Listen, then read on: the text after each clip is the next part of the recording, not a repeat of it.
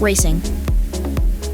If you're lucky enough to experience the thrill of it, it will get in your blood and consume you. There is no feeling in the world like hanging onto a speeding collection of steel frame, rubber, and mechanical genius at the absolute limit and battling it out on track with other determined competitors. What makes a driver? What is the common thread that runs through this field of risk-takers who believe they can reach the top? I'm Cadence Presley, a 12-year-old racing driver with a dream of winning the Indy 500. I'm here to crack the code by talking with dreamers like myself who are driven to chase the impossible dream. To be the best.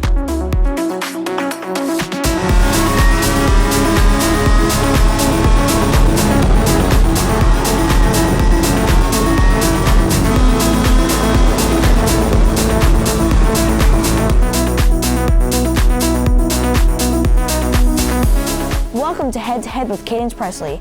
Today, I am proud to introduce Kenny Schmied, a GT endurance racer who won the first ever 24 Hours of Sebring with W2W Racing in the World Racing League in 2021, along with co-drivers Aiden Kenny and Aiden Yoder. Kenny began like myself in the rental kart and eventually in the Colorado Karting Tour, and I'm excited to have him on the show, and maybe a little bit nervous for this one because Kenny is a beast on the racing simulator. Here we go. This episode of Head to Head is sponsored by Darren Lesher, a certified mental performance consultant and sports psychology expert. Get out of your head and get into the moment. Thrive under pressure and drive with laser focus by training your mindset with Darren. Anywhere in the country, on your schedule, get personalized coaching to develop a champion's mentality on and off the track. Visit mentalcoachg.com, fill out the contact form, and make sure you mention Head to Head to get $250 off mental performance coaching today. Okay, this is Kenny Schmied. We've been longtime buddies in the Colorado Karting Tour. He actually sent me a Thrustmaster TX racing wheel to get me started on kind of sim racing. And so, welcome to the show, Kenny. Thanks for having me, Cadence. Proud to be here. So, as I understand it, you didn't start racing until you were an adult. When and how did your racing interest first appear? So definitely when I was a kid, when it first appeared. My dad was really into racing himself, and so a lot of times a family night would consist of going over to Tri-City Speedway in Granite City, Illinois, which is a dirt track over there. And my favorite cars growing up were the winged sprint cars of the World of Outlaws. And my dad actually got me a test in a quarter midget when I was 8 at a track just north of Gateway Raceway over there in Illinois as well. And apparently I did really well, and he wanted to get me into racing. For whatever reason, it didn't come to fruition back then when I was a kid. And then in 2017, I started racing in rental karts at the Centennial Kart track and had a really fun time and found that I was pretty competitive with it. And in early 2018, I had a chance to actually test a two-stroke race kart. Comp Kart actually brought a two-stroke race kart to that track, and for like $50, I got like 3 sessions in it. And kind of a bad idea because I didn't have a rib vest, and I just immediately started hurting my ribs. But I wasn't driving that kart, like it was driving me, and it just absolutely blew me away. And I knew right then that I had to get into it, and I bought a K100 package like 2 days later and have been racing since then. Tell me about karting and how that has shaped you as a driver. Gosh, in a lot of ways. I think my early karting career was actually quite steeped in like frustration. Frustration with myself, not being able to get the most out of the kart. Sometimes frustration with your competitors when they maybe don't behave the way that you think they should on the track. But what that really did for me is it taught me how to control myself and control my emotions. And just over the years, I'm surprised at how I react to situations now that I certainly think I would have reacted to in a different way back in 2017, 2018, even 2019. I mean, every year you just get a little bit more experience and you learn how to handle those types of situations. And so I think at first it was a little bit of baptism by fire. You know, I thought I was going to be, hot shot out on the track, and then you go out there and then you're getting punted off or DNFing or qualifying 15th or whatever it is. And so it's really taught me a lot about dealing with failure and picking yourself up, and that you can't really put yourself down that hard. There's going to be a learning curve, and you just have to get out there and keep getting after it. If you get punted off the track, you've got to get out there. If the cart gets broken, you've got to fix it and get back out there. If a competitor treats you wrong, it's going to happen. You've just got to pick yourself up and get back out there. So I think realistically too, a lot of the lessons I've learned in karting and in motorsports in general are really applicable to everyday life. Someone cuts you off on the freeway, you know, all of a sudden you're not honking and waving your hands because you just know how to deal with that disappointment. So it's really taught me a lot about that. And I can only imagine too, starting as young as you started in kart racing, the type of lessons that you're taking forward into your life. Absolutely. That I wish I had learned even when I was your age. So I think it's excellent even for adults, you know, because I've learned so much since I've got into it about that. Talk about the process of moving to GT cars, endurance racing, and a guy named Mark Martin. So yeah, first of all, Mark Martin is absolutely fantastic. If anyone doesn't know who he is, he's the team owner of a team called W2W Racing. A lot of people just call it W2W Racing. And in 2019, when I was in kart racing, I decided I wanted to move up to cars. And so in 2019, I went and I got my racing license. I attended a couple racing schools. And by the end of the year, I had my SCCA full comp in my pocket. I was actually browsing Facebook sometime maybe early February, early March 2020. And I came across a post by Pippa Mann, Indy 500 driver and a great advocate for women in motorsports. And she had just done a race with Mark and Will to Win. And she posted a video of a pit stop. And I was watching this pit stop and it was just like clockwork. Everything was super well organized. Like I could tell that this was a really professional organization. And I reached out to Mark Martin and, you know, he really received me with open arms. It's actually a really funny story. So we immediately hit it off and we started talking about, you know, bringing me on board for some of the races in the 2020 season. And what we were going to do was we scheduled some testing for, I think it was in April, down at COTA. And of course, in March 2020, we all know what happened. Coronavirus, everything shut down. So the testing in April got canceled. And then we moved that testing to May, and that also got canceled. And my first race of the season was going to be in June at Daytona. And so I'm coming up to June at Daytona, and I've never driven the car. I've never actually met anyone on the team. I've never driven at Daytona. I'd never done a road race before. And it was, needless to say, it was an interesting weekend. I was able to find my feet and come up to speed. And my main goal too, going into that weekend, just because I didn't have the experience that I wanted to have going into it, I hadn't had that testing yet. Was really just to not be a zero. I wasn't too worried about being a hero. I just wanted to not be the zero. So I put my head down. I went out there, I did my stints, and I was probably pretty slow compared to the other drivers on the team, but I didn't want to put it into a wall. I just wanted to get through the weekend, and we did that. And we had some car issues, so that weekend we didn't finish any well anyways, which kind of took some of the pressure off of my back later in the day. But then thankfully, a couple weeks after that race at Daytona, things were opening back up, and I was able to go do at least one day of testing at Circuit of the Americas before the next round, which was Road Atlanta. And I was really wanting to get that testing in before Road Atlanta because, you know, Daytona is kind of its own thing, but Road Atlanta, a lot of concrete walls, really close to the track. It's definitely much more of a traditional road circuit than Daytona. It's one of my favorite tracks. I love Road Atlanta. It's fantastic. If you ever get a chance to drive it in real life, you absolutely have to. It's probably tied with my favorite track in the US between Road Atlanta and Road America. It seems like whichever one I've just been at the most recently is my favorite one, and then I go to the next one. That's how I feel. Yeah. It's like every time I go to a Colorado Karting Tour race, it's like I'm at action. I love action. But then I'm at IMI, and then I just love IMI the most. In addition to karting and GT cars, you're a pretty accomplished sim racer as well. Tell us a bit about that. Yeah, well, sim racing is really powerful for racers, and first of all, it's powerful. You can have a fun time, right? It's something where you can have a fun time with it, or you can use it as a learning tool. And I got into sim racing, I'm pretty sure, about I had the wheelbase in like 2016, but I didn't really use it all that much. I'd say about 2017 when I started doing that rental karting league at Unser Centennial, I started building my sim racing rig. And what really helped me was originally I had a rig that every time I wanted to play it, I had to drag over, the seat and the wheels and the pedals and set everything up and hook everything up and like move my monitors and like change the aspect ratios. Like it was a pain. And sort of because of that, I didn't use it as much as I thought I would. And then finally in 2018, I just broke down and got a standalone rig.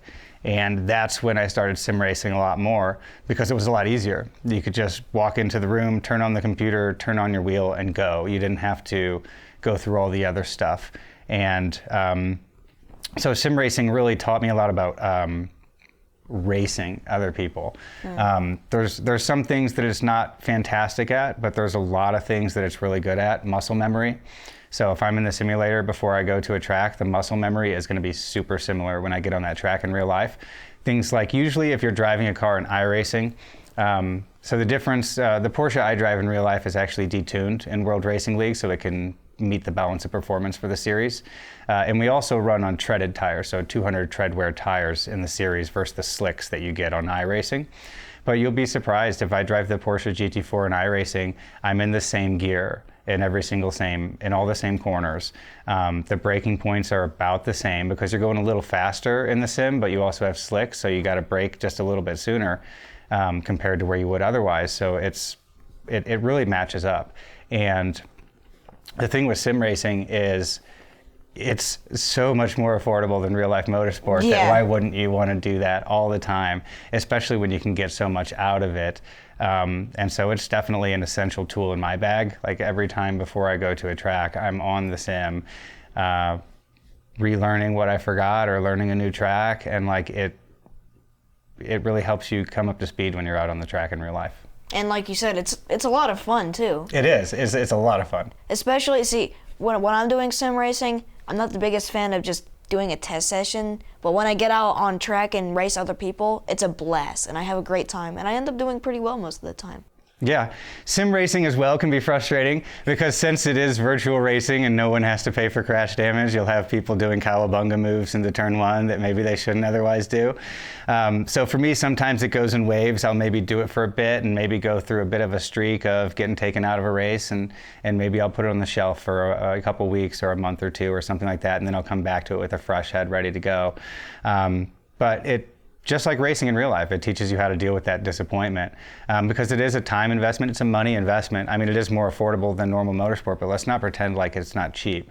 Like anything in life, if you want to spend the money on it, you certainly can. But I think as far as bang for the buck in general, just as what you get, it's easily the most cost-effective motorsports tool I've ever come across. And the bonus, like you said, we can have fun. Yeah. Can you point to a moment when everything just kind of fell into place with your driving? Probably Road Atlanta 2020. So I had that test at Circuit of the Americas just before that, and I was actually able to find the limit of the car and go over it and realize, hey, I know what I'm doing. Karting taught me plenty about having fast hands and how to hustle, a kart around.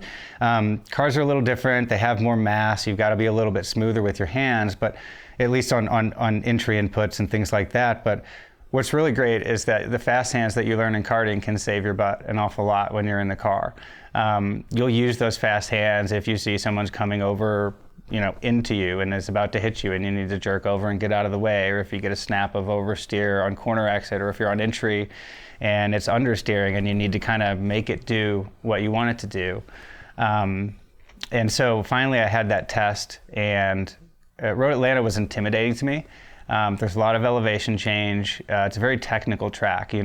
Turn one has a very cambered bottom of the corner, apex of the corner, and then you come up through turn two, you're climbing a big hill, and then it crests on three, and then immediately you're down into the S's, and then turn five, you're coming up the hill, turning to the left, and there's that big old bit of curb on the right that you want to take. Like it's a lot of track, and it's very easy to make a mistake there that bites you in the butt. So I wanted to treat it with respect when I went to it.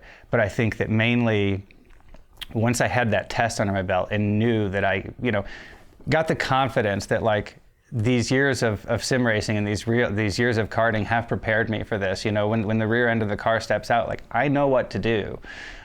Once you realize that, like when I showed up to Road Atlanta, that's when I started settling in, and that's when I started actually pushing the car when I was racing it, and that's when you can race. You know, when the car feels good, there's a good balance there, and you know your limit and you know the car's limit, and you can push and push and push. That's when it's fun. Yeah. That's when it's the most fun. And I think at Road Atlanta that weekend was the first time that I ever had the experience of pushing a race car like that and getting the feedback from the car and kind of building the confidence up. You know, I can do this. I can do this. I've gotten a lot faster since then, so trust me, it's not like I just hit it and I was super, super fast, but it felt good. It felt right, and I realized that I had what it took, you know, that I wasn't out of place in this paddock, you know, that I wasn't out of place driving this car, that all of a sudden a lot of things were clicking, a lot of things were making sense. And so that's probably definitely like, was my best time having a good feeling in the car like that, was learning how to push it, and just, because that's when you can join a race. It was starting to become a little bit subconscious. Where you're just saying, I just need to do this, and you're just kind of trusting that your body and your arms and your feet know what to do. And that's when you can focus on racing, and that's when you can really put your head down and get after it, and that's when it gets super fun. I think that's also probably one of the reasons why I really like Road Atlanta, because it's all these elevation changes, and especially when you're going into turn 3, it's just like, boom, it's there, right after the crest. You're just going up the hill. You don't see it for a minute, and then it's just there, and you got to hit it. And it's a lot of fun because it gives me a challenge. What do you think stands out so far as the most memorable experience for you in racing? That one is easy. That one is absolutely easy. 2021, 24 Hours of Sebring. I couldn't believe it at the time. So, and it might be hard for your viewers to believe it, but until last year, they'd never held a 24-hour race at Sebring. Never. Like 71 years of Sebring's history before last year. Like, I think Audi and Porsche had done a couple of tests that were maybe 24 hours, maybe a little longer, but there'd never been any competition there that was 24 hours. And so last year, World Racing League, bless their hearts, those crazy people put a 24-hour Sebring race on the World Racing League calendar.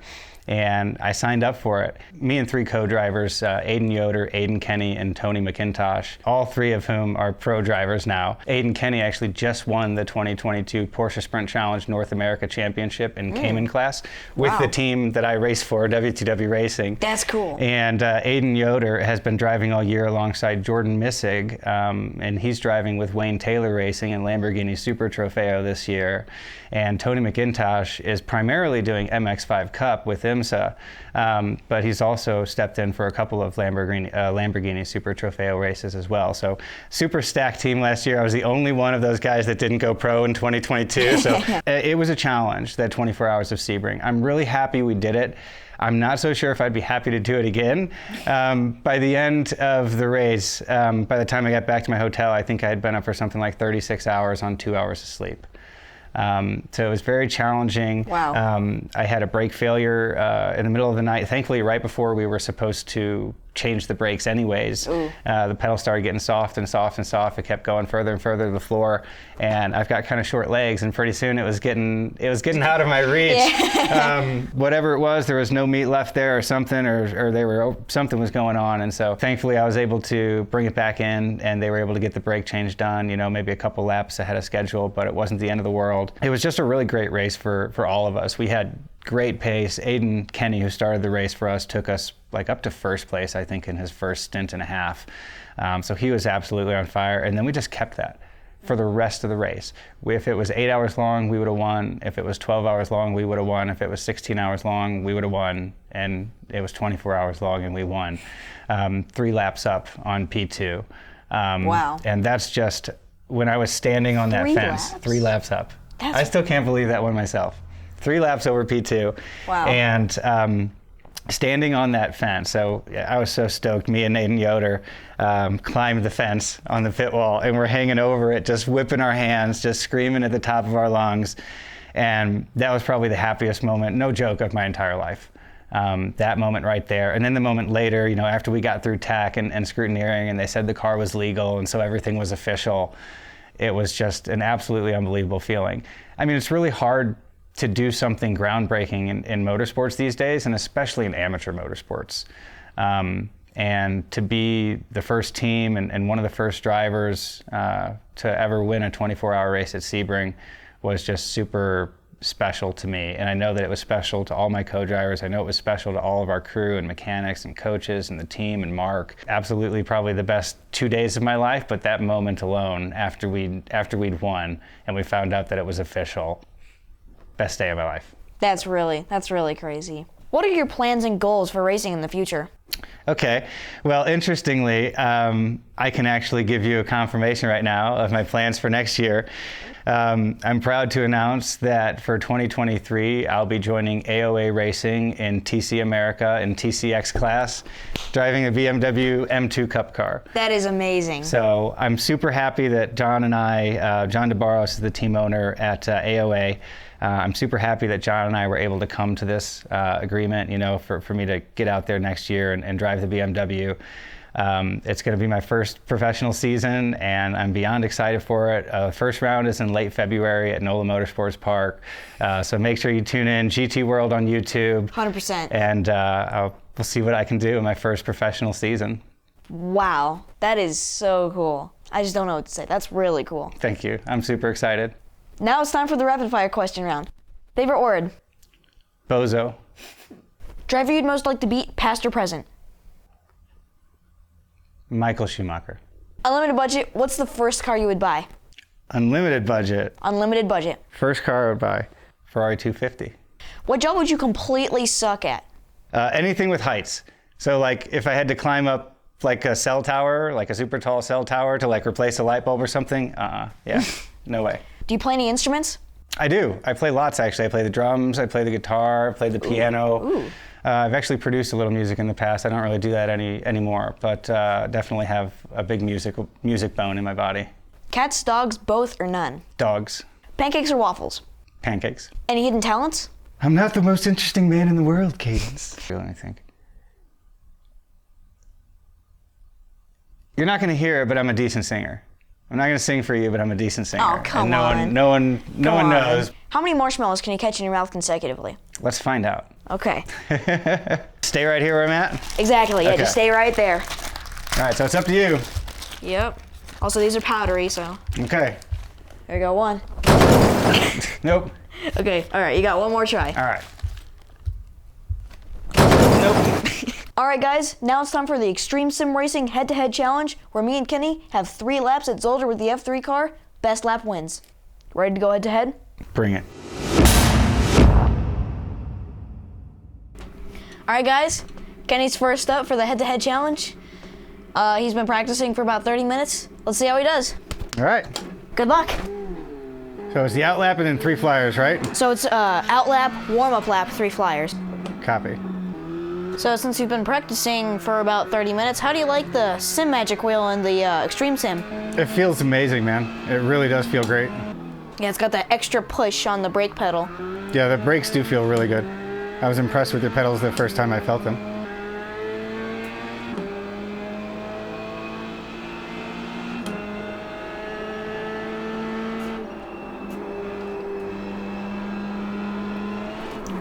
Oh!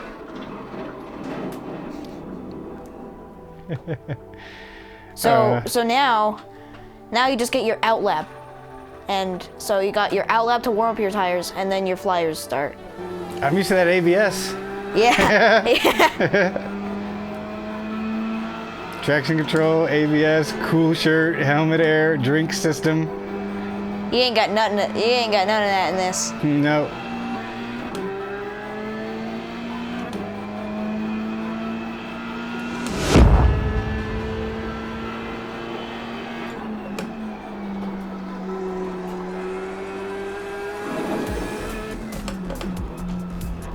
Almost lost it there. Whew.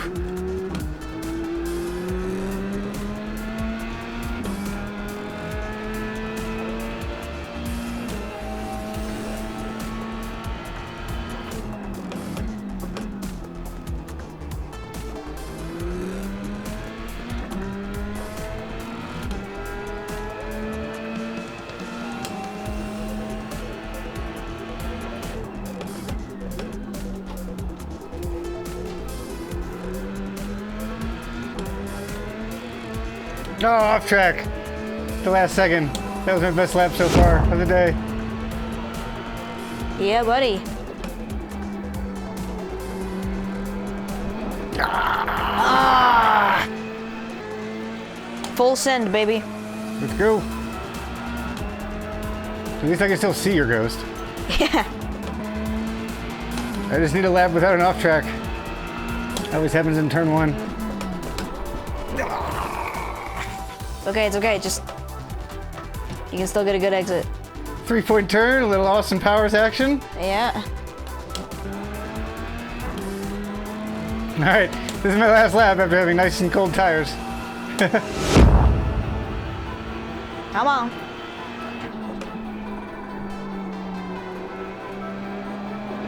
God.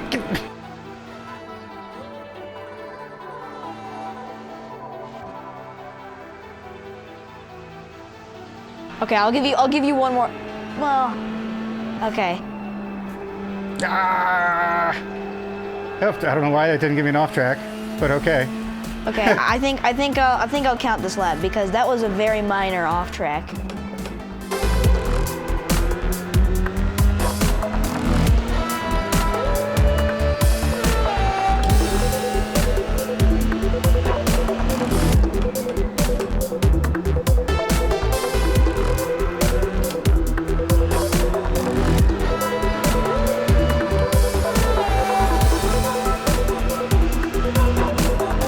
Best I've owned so far.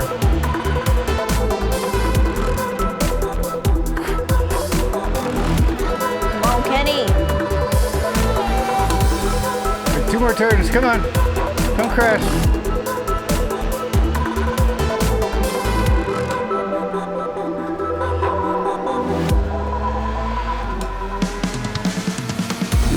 Yeah. Yeah. Yeah. All right, 25-3-2-6. 25-3-2-6. Okay. That's the best I got. Yeah. All right. Okay. You ready?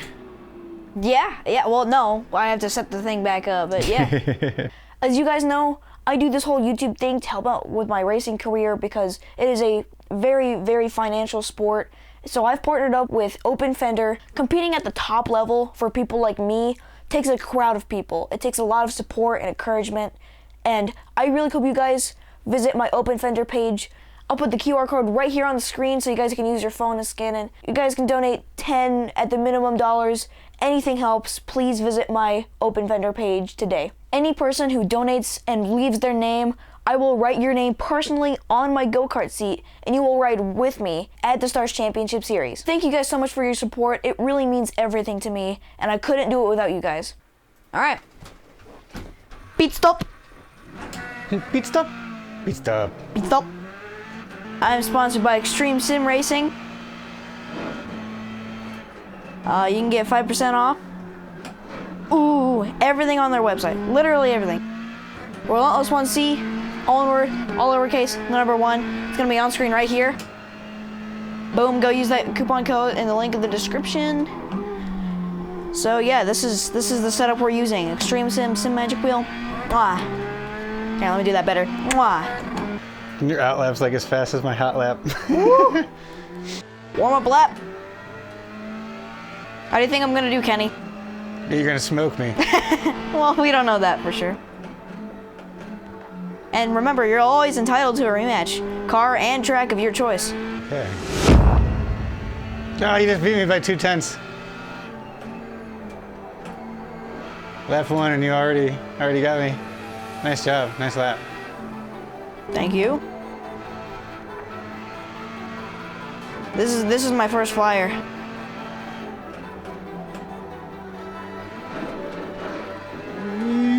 Yeah, it still counts. Yeah, it still I haven't counts. seen off track. Floor of the car isn't too happy, I bet. Yeah.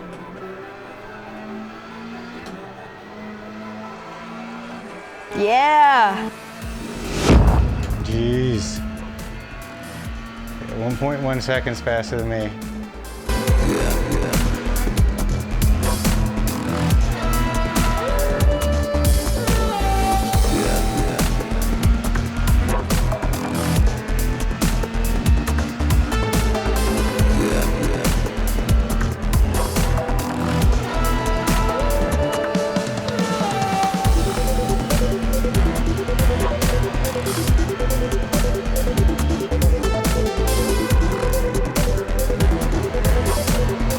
better that time.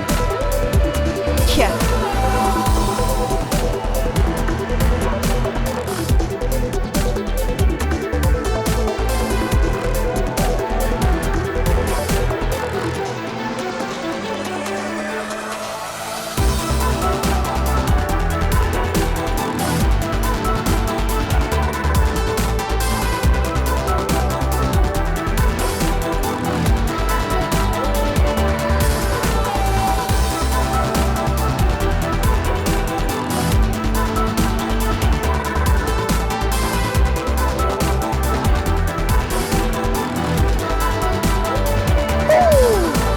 That's a good lap. 2 seconds faster than me, I'd say so.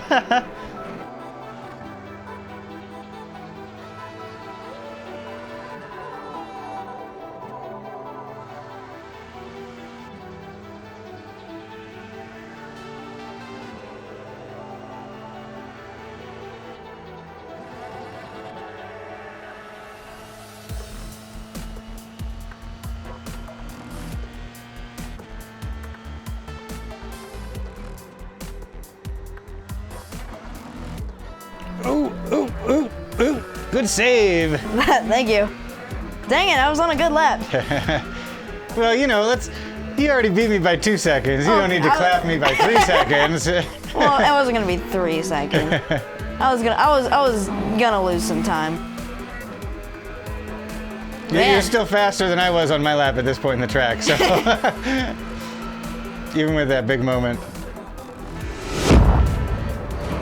Nope. No, I didn't do it. Fail. Yeah. You're dropping a lot of fluid, mate. We gotta fix it. Come into the pits. All right. Well, I don't know what to say. I'm super happy I beat you. Honestly, I'm proud of myself. Again, thanks for being on the show, Kenny. Thanks for having me. It was a lot of fun. So we'll see you guys next time. Bye. See ya. All right, everybody. We have had 3 amazing episodes. First off, I competed against Jack Armstrong. Jack logged in a 125.267, and I got a 123.657. Then I challenged Daniel Fellows. He got a 125.214, very competitive with Jack's time. And in this round, I got a 124.409. And today, you just watched me challenge Kenny Schmied. Kenny lapped a 125.326, and I got a 123.349, my best time so far. So as we follow along with the leaderboard, that puts Daniel Fellows on top, followed closely behind by Jack Armstrong, followed closely behind again by Kenny Schmied. And that leaves me on top of the overall leaderboard with a 123.349. Make sure you guys hit that notification bell so you can tune in the first of each month to a new episode of Head to Head. Coming up next, we have National Karter, Regional Champion, and Driver Coach Adam Rylance. It's going to be a great show, and I hope you guys join me next time.